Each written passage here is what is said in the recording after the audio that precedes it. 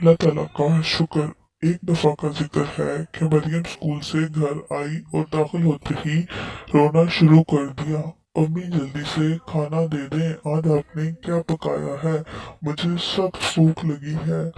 अम्मी ने इसे डांटते हुए कहा कि मरियम, क्या तुम्हें नहीं पता कि घर में दाखिल होते हैं तो सलाम करते हैं, पहले यूनिफॉर्म तो तब्दील कर लो, फिर आ जाओ, मैं खाना लगा रही हूँ।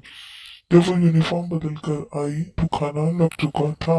मरियम ने खाना देखते ही रोना शुरू कर दिया और कहा, मुझे नहीं खाना ऐसा खाना, कभी तो कुछ अच्छा बना लिया करें।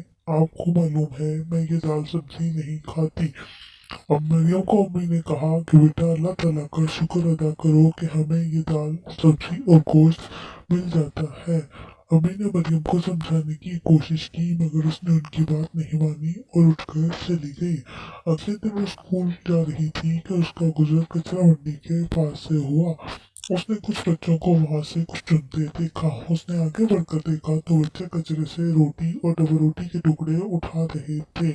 मरियम ने उनसे पूछा कि तुम्हारे घर में दाल सब्जी नहीं पकती। उसने कहा, नहीं, हम गरीब लोग हैं।